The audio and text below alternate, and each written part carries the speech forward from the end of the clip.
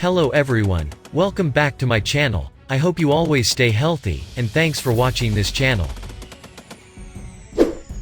Today we will talk about, the Army is making the M2-50 caliber machine gun more accurate than ever.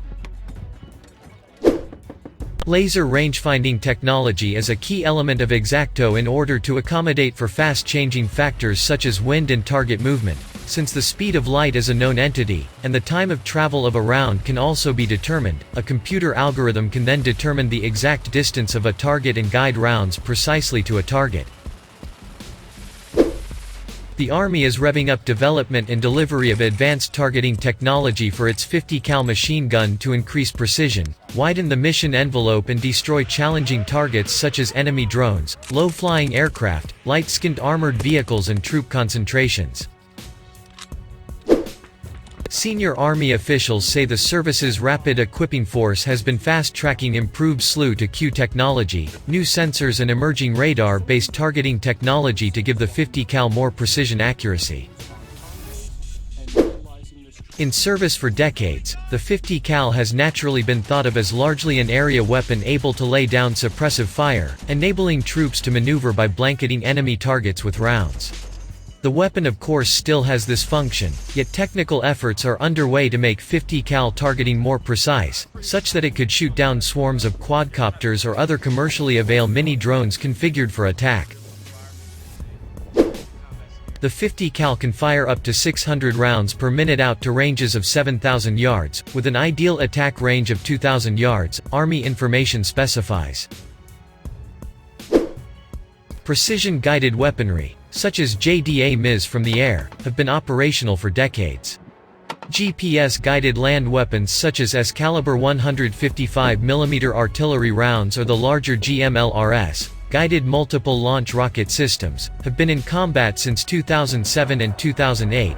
Engineering comparable guidance for smaller rounds, naturally, is a much more challenging task. Non-kinetic EW approaches have been used effectively to jam signals of ISIS drones by the Army and Air Force. Senior Army officials explained that these tactics would be supplemented by emerging kinetic options as well. Various technical efforts to engineer precision guidance for the 50 cal have been in development for several years.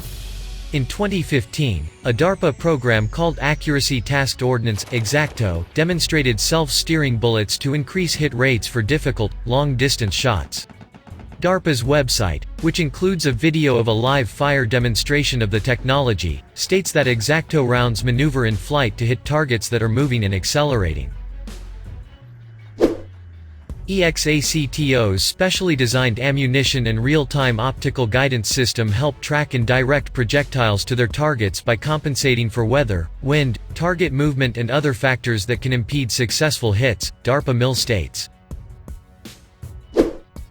Laser rangefinding technology is a key element of X-Acto in order to accommodate for fast-changing factors such as wind and target movement, since the speed of light is a known entity, and the time of travel of a round can also be determined. A computer algorithm can then determine the exact distance of a target and guide rounds precisely to a target. Elements of the fast-tracked counter-drone effort, with respect to forward base protection, involves collaboration between the Army's Rapid Equipping Force and the service's program of Record Forward Operating Base Protective Weapon Counter-Rocket Artillery and Mortar (CRAM). The historic 50 caliber was first tested by the Army in 1918. The M2 was designed in response to both German 13mm anti-tank rifles being fielded and the thicker enemy armor appearing on the battlefield in Europe, an Army report stated. After a number of tests, the M2 entered service in 1923 as the M1921. It is a scaled-up version of an older Browning design, the M1917 30 caliber water-cooled machine gun, and, like its predecessor, early variants of the M2 were also water-cooled. Since its first induction, the M2 has undergone a few changes, although the basic action of the weapon system has remained the same.